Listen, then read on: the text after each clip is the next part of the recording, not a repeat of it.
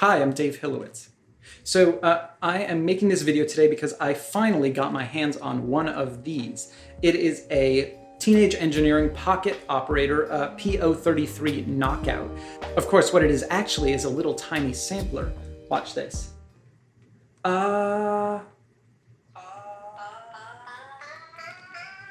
So yeah, perfect little handheld sampler. Really great for creating beats. Also great for just kind of getting down ideas on the fly. As small as it is, it's actually got a ton of features, but they're all kind of hidden underneath these buttons. Yeah, it took me a while to kind of get my head around the workflow, but now I'm there. So yeah, let me show you how you make a beat.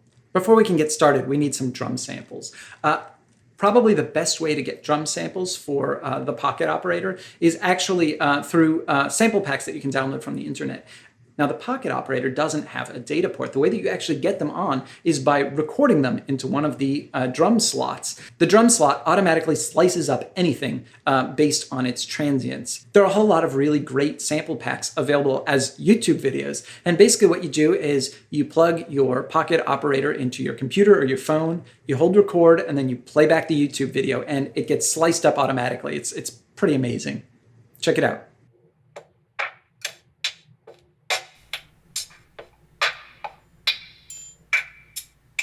And now I can play the different pads on the P033, and everything's been sliced perfectly.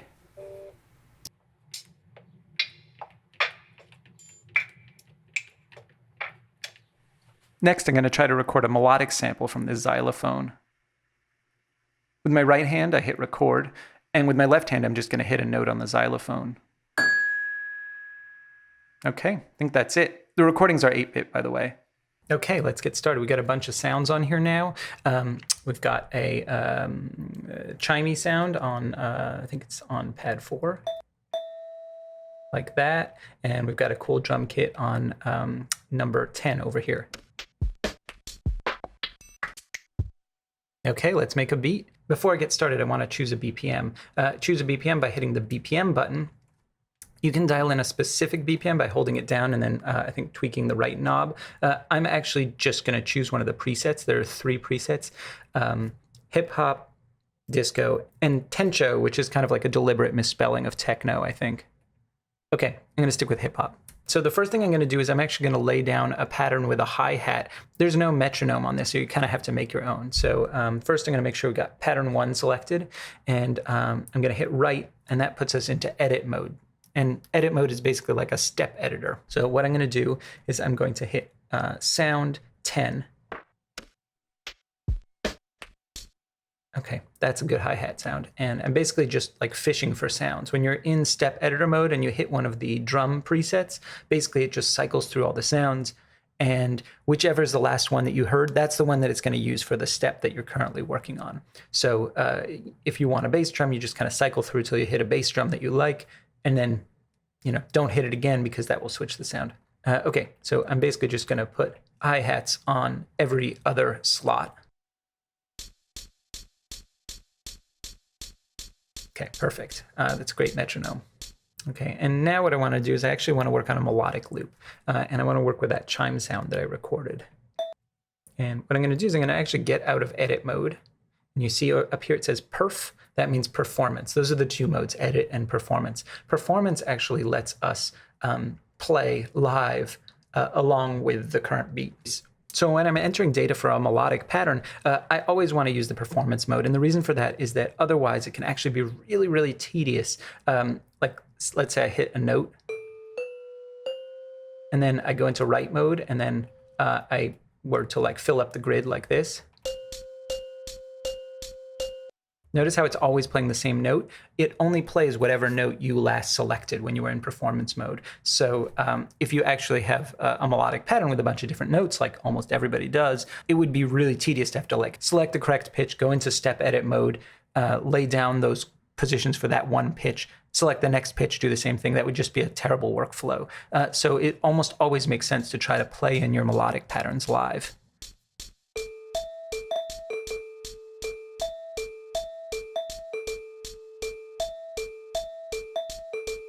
Okay, I think we got it. Now let's add a bass line.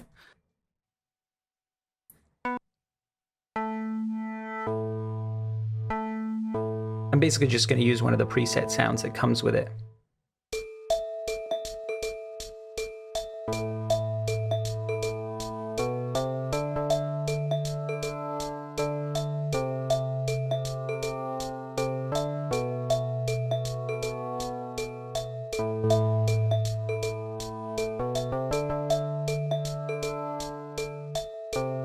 So I actually like that pattern a lot. In order to be able to record that though, I actually need to copy this pattern because each of these patterns is only 16 steps and that was 4 bars. I actually need to copy my current pattern into 4 bars. So what I'm going to do is I'm going to select pattern 1, which we're already on, and then I'm going to hit write pattern 2. You see how it says CPY? That means copy. I just copied pattern 1 to pattern 2, and then I'm going to do copy, and I'm going to copy pattern 2 to pattern 3. I'm going to do copy pattern 3 to pattern 4. So now each of these 4 slots should have the exact same chime loop in it with that same repetitive hi-hat metronome thing. Okay, so now in order to be able to do a live record of that bass line, I need to actually combine all 4 of these patterns. You can't actually combine them, but what you can do is you can create a chain. And the way you do a chain is you just hit pattern, then hit all 4. 1, 2, 3, 4. And you see how it says LO4? That means you've created a chain that consists of 4 patterns. Okay, I'm going to get ready to play my amazing bass line.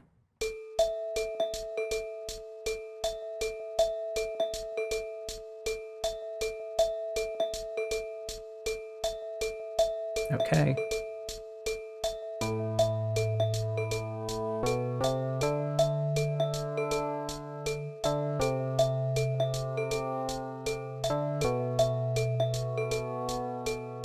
Okay, that's pretty cool. I think it's finally time to replace that metronome and actually make a real beat underneath it. So I'm going to focus just on drum pattern 1 right now. And we're going to switch to performance mode, and we're going to switch to sound 6.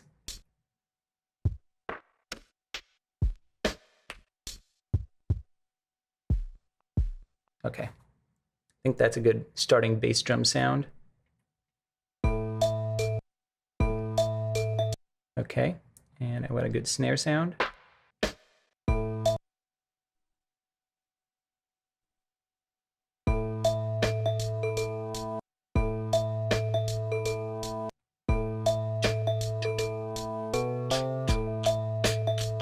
So I want that bass drum again on the 9 here, which is this, and then I want little softer bass drums here. So I'm going to go back to the pattern. I'm going to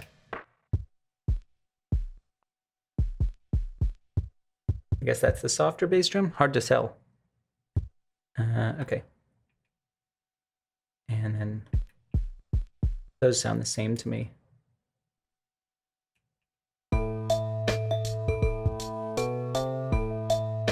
And then I want the 15 down here to also have a bass drum. So maybe the lighter bass drum. There we go. Take off the hi-hat, put in the bass drum.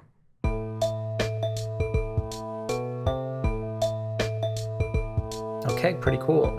Basically now I just want to copy that pattern over to all 4 of these. And unfortunately, because of the way that I worked and I did melodic first, I actually have to do this manually. There's no way to copy just one sound step data over to another pattern. If I do that, if I try to copy the pattern, it will copy over all the melodic data too, which we obviously don't want. So I have my work cut out for me. Okay, we're going to copy over that pattern, but I'm going to do things a little bit differently. I'm going to try to make some kinds of variations so that it's not just too monotonous. That's one positive thing about not just doing copy and paste.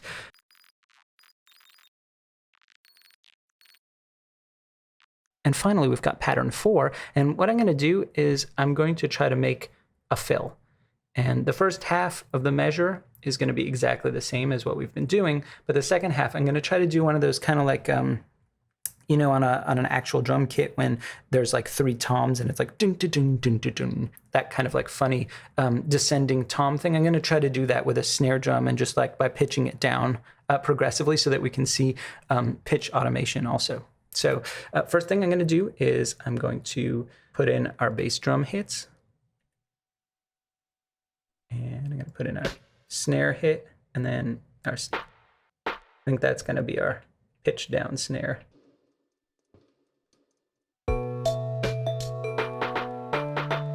So it sounds pretty weird right now, but once I'm pitching it down, I think it's gonna sound a lot more normal.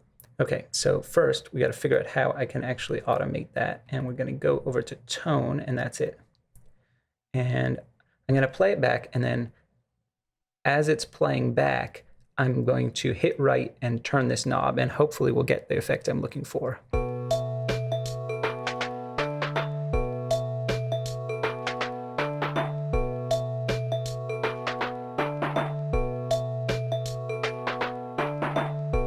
That's pretty good.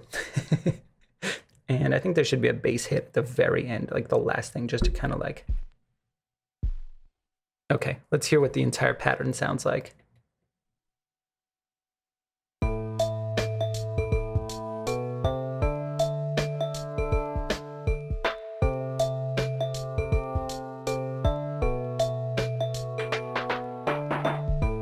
Not bad for like 10 minutes of work. I can really imagine some vocals. We've used up all of our channels. We've used up 4, 5, and 1 for the melodic, and we've used up one of the drum tracks, and that's what you get. You get 4 tracks happening at the same time. I'm gonna bring this into Ableton and try to record some vocals over it and turn it into a finished track. Okay, so I've brought the beat into Ableton Live, and I've set up 3 vocal tracks. I guess it's time for me to start singing.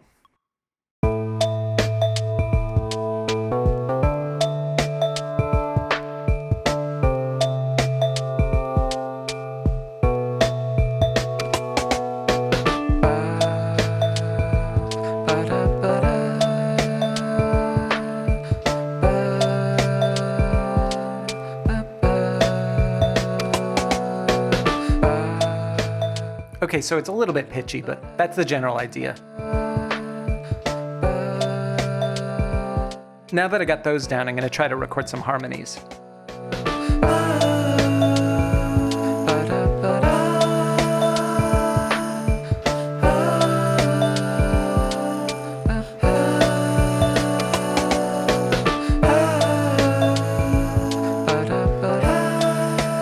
Just like that, we made a little song. Yeah, that's pretty much it. I hope you enjoyed this. If you did, it'd be great if you could hit like, and if you've not done so already, I highly recommend subscribing. It's pretty much the only way to be notified when I make new videos. Yeah, I think that's it. Take care.